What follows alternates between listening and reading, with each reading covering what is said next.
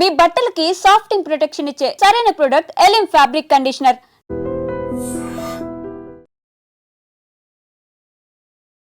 నమస్తే, welcome to I dream talking point with కవిత.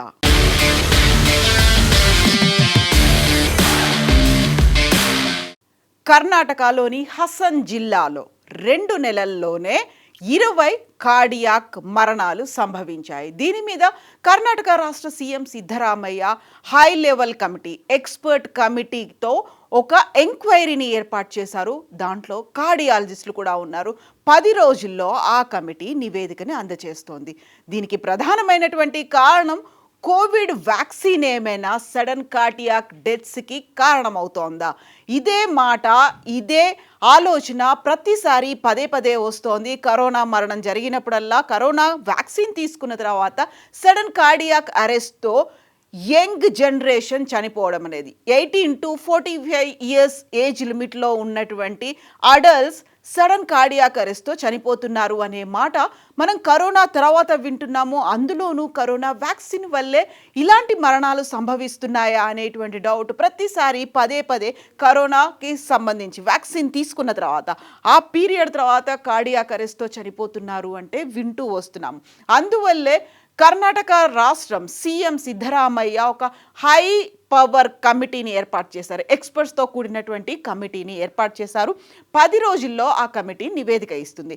కరెక్ట్గా మంగళవారం రోజు హై పవర్ కమిటీ, ఎక్స్పర్ట్ కమిటీని ఏర్పాటు చేశాము అని కర్ణాటక రాష్ట్ర ప్రభుత్వం అనౌన్స్ చేసిన వెంటనే కేంద్ర ప్రభుత్వం హెల్త్ డిపార్ట్మెంట్ ఒక నోటుని రిలీజ్ చేసింది. దాంట్లో చాలా క్లియర్గా ఐసీఎంఆర్ గతంలో చేసినటువంటి స్టడీ రిపోర్ట్ని, అలాగే ప్రస్తుతం ఎయిమ్స్ చేస్తున్నటువంటి స్టడీ రిపోర్ట్ను కూడా అందజేసింది. సో ఆ రిపోర్ట్కి సంబంధించి ICMR and NIE, national institute of epidemiology, Indian council of medical research, ICMR, Indian council of medical research కేంద్ర ప్రభుత్వం ఫండ్స్తో నడుస్తోంది.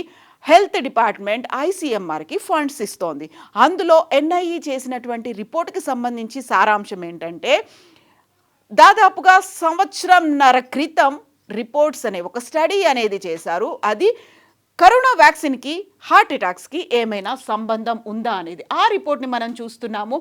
Extensive studies by ICMR and AIIMS on sudden deaths among adults post-COVID have conclusively established no linkage between COVID-19 vaccines and sudden deaths అనేవి.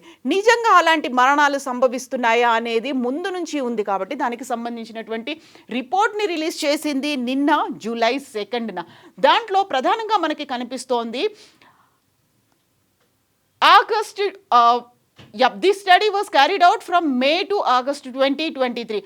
దేశవ్యాప్తంగా ఉన్నటువంటి 47 ప్రభుత్వ హాస్పిటల్స్కి సంబంధించినటువంటి చేసిన స్టడీ 19 రాష్ట్రాల్లో, యూనియన్ టెరిటరీస్లో చేశారు. అందులో అక్టోబర్ 2021 నుంచి మార్చ్ 2023 వరకు ఈ స్టడీ అనేది జరిగింది. 800 మరణాలని, అందులో 3,000 వరకు కంట్రోల్స్ని యూజ్ చేసినటువంటి స్టడీ. ఆ స్టడీ ఫైండింగ్స్ ఏంటంటే, ఆ స్టడీకి సంబంధించి చేసినటువంటిది factors associated with unexplained sudden deaths among adults aged 18 to 45 years in India, a multicentric matched case control స్టడీగా చేశారు. సో దీంట్లో ఫైండింగ్స్ ఏంటంటే, the findings have conclusively showed that COVID-19 vaccination does not increase the risk of unexplained sudden deaths in young adults. ఇది ICMR, NIE చేసినటువంటి, national centre for disease control చేసినటువంటి ఈ study రిపోర్ట్కి సంబంధించి NIE director and scientist doctor Manoj కూడా తన వివరాలను వెల్లడించారు. యాక్చువల్గా ఇప్పుడు కర్ణాటక ప్రభుత్వం ఏర్పాటు చేసినటువంటి ఎక్స్పర్ట్ కమిటీ తర్వాత వచ్చినటువంటి రిపోర్ట్, ఇది బయట పెట్టినటువంటి రిపోర్ట్ కాబట్టి దానికి దీనికి లింక్ లేదు. బట్ ఇప్పుడు హై లెవెల్ కమిటీ ఒకటి ఏర్పాటు చేస్తారు కాబట్టి we will wait for the result. అక్కడ ఏమవుతుంది, ఆ స్టడీకి సంబంధించి ఎక్స్పర్ట్ కమిటీ ఏం రిపోర్ట్ ఇస్తుంది అనేది మేమైతే చూస్తున్నాము. But vaccine not associated to sudden deaths అనేది డాక్టర్ మనోజ్ చెప్తున్నటువంటి మాట. ఇక నెక్స్ట్ జరిగినటువంటి ఇంకొక స్టడీ ఎయిమ్స్ ప్రస్తుతం చేస్తుంది. All India institute of medical sciences Delhi ఈ స్టడీని చేస్తోంది. ప్రస్తుతం ఆ స్టడీ అనేది కంటిన్యూ అవుతోంది. ఇంకా ఫైండింగ్స్ అనేవి ఫైనల్ స్టేజ్ ఒక కంక్లూషన్‌కి రాలేదు. ఒక రిజల్ట్‌ని అనౌన్స్ చేయకపోయినప్పటికీ ఎయిమ్స్ చేస్తున్నటువంటి second study establishing the cause in sudden unexplained deaths in young. So young అంటే 18-45 ఇయర్స్ అనేది పెట్టుకున్నారు. ఇప్పుడు కర్ణాటక ప్రభుత్వం ఏర్పాటు చేసినటువంటి ఎక్స్‌పర్ట్ కమిటీ తర్వాత ఐసీఎంఆర్ ఎన్సీడీసీ సర్వే రిజల్ట్ని ఇప్పుడు అనౌన్స్ చేశారు. ఆ తర్వాత ఎయిమ్స్ అనేది ఇప్పటికే అవుతుంది. The final results will be shared once the study is complete. ఇప్పటికి కూడా స్టడీ కంప్లీట్ అవ్వకపోయినప్పటికీ దానికి సంబంధించినటువంటి రిజల్ట్స్ ఏంటంటే together these two studies offer A more comprehensive understanding of sudden unexplained deaths in adults in India.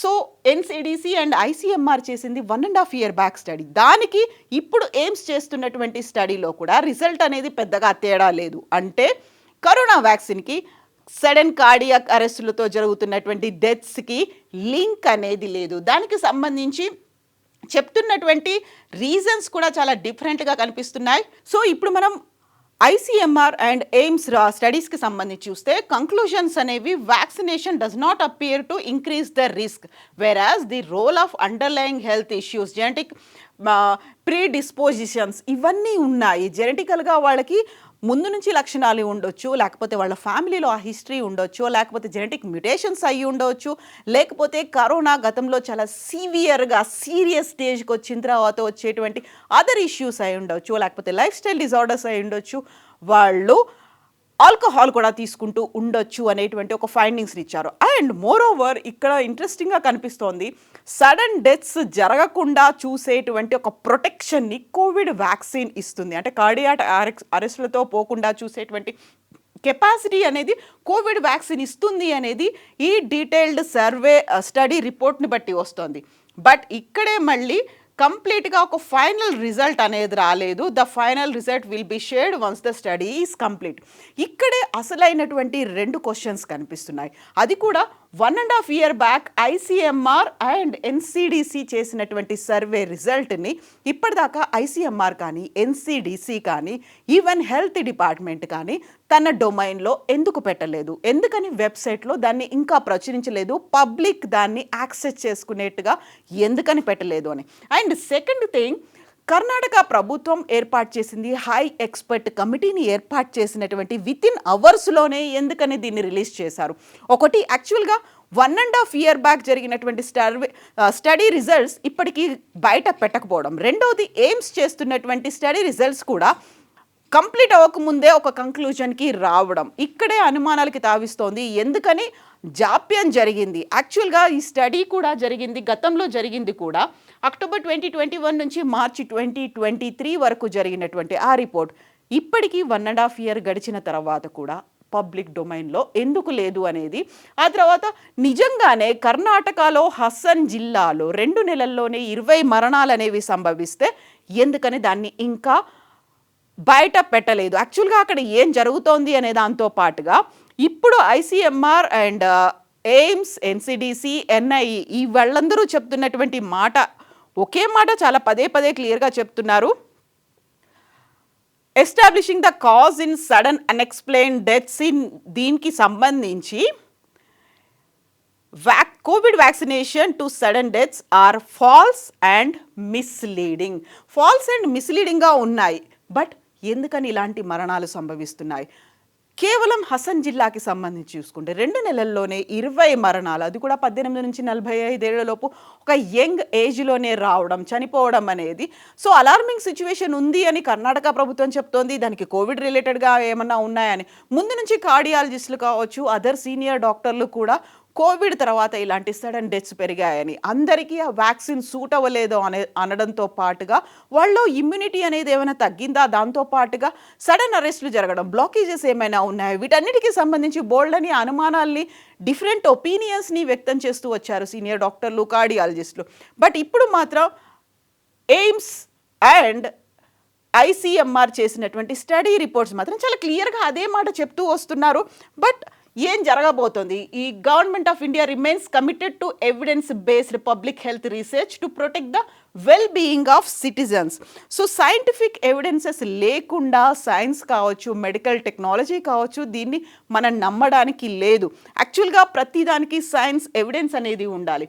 But science evidence అది చూపించట్లేదు అని ICMR and AIIMS, NCDC, NIE ఇవన్నీ కూడా చెప్తున్నప్పుడు ఈ కాజ్, ఆ లింకేజ్ అనేది ఏం జరిగింది? దీనికి సంబంధించి $1 మిలియన్ క్వశ్చన్గా ఉంది.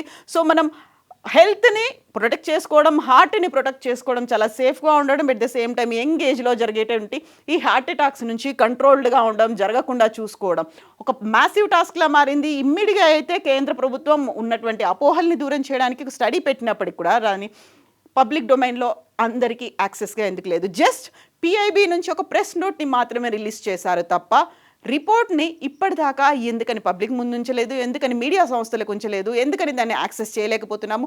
జస్ట్ ఏ పీరియడ్లో ఎక్కడెక్కడ, ఏ రాష్ట్రాల్లో, ఏ యూనియన్ టెరిటరీస్లో ఎంతమంది శాంపిల్స్ తీసుకున్నారు, ఎంతమంది మరణాలకు సంబంధించి కంప్లీట్ ఫ్యామిలీ హిస్టరీ అంతా స్టడీ చేశారా, లేకపోతే దానికి సంబంధించి ఒక మోడల్ అనేది ఉంటుంది, స్టడీకి సంబంధించినటువంటి మోడల్ అనేది ఉంటుంది. ఏ మోడల్లో ఆ స్టడీ చేశారు, వీటన్నిటికి సంబంధించి అయితే వివరాలు రాలేదు. బట్ 10 రోజుల్లో హై పవర్ కమిటీ అనేది, ఎక్స్పర్ట్ కమిటీ అనేది కర్ణాటక హసన్ జిల్లాకి సంబంధించి ఒక రిపోర్ట్ని ఇవ్వబోతోంది. ఆ రిపోర్ట్లో ఏం చెప్పబోతున్నారు? అది కూడా $1 మిలియన్ క్వశ్చన్గా ఉంది. బట్ ఒక సైంటిఫిక్ ఎవిడెన్సెస్ కావాలి కాబట్టి ఎస్, దీనికి దానికి లింక్ లేదు అనుకున్నప్పుడు పబ్లిక్ డొమైన్లో కూడా పెట్టాల్సినటువంటి అవసరం అయితే ఉంది. యాక్చువల్గా మీరేమనుకుంటున్నారు? నిజంగానే లింక్ అనేది ఉందా, లేకుంటే ఫాల్స్ ఇన్ఫర్మేషన్, మిస్లీడింగ్ ఇన్ఫర్మేషన్ని మనం కన్జ్యూమ్ చేస్తున్నామా, దాంతోనే మనం ఇయర్స్ టుగెదర్ దాన్ని క్యారీ అవుట్ చేస్తున్నామా? యాక్చువల్గా కోవిడ్ వ్యాక్సిన్కి సడన్ కార్డియాక్ అరెస్ట్లు, సడన్ డెత్స్, అది కూడా యంగ్ పీపుల్లో రావడానికి కారణాలు ఏమై ఉంటుందని మీరు అనుకుంటున్నారు? కామెంట్స్ రూపంలో తెలియచేయండి. నిజంగా ప్రస్తుతం ఉన్నటువంటి సమాజం దేనికి ప్రయారిటీ ఇస్తుంది? ఆర్థిక సంబంధాల చుట్టూ మాత్రమే తిరుగుతోంది. మళ్ళీ ఎన్నికలంగానే చాలా విరక్తి కలుగుతాం. మంచి అనిపిస్తుంది కదా, లేడీస్ కూడా ఛాలెంజింగ్ జాబ్స్ చేసినప్పుడు చాలా బాగుంటది. ట్రాఫిక్ అసిస్టెంట్స్ గా నియమించిన ట్రాన్స్జెండర్స్ అందరితో సాల్యూట్ చేయించుకుంటున్నారు. ఫుడ్ డెలివరీ ఇవ్వటానికి వెళ్ళినటువంటి డెలివరీ బాయ్ అనిల్ పై కళ్ళ ముందు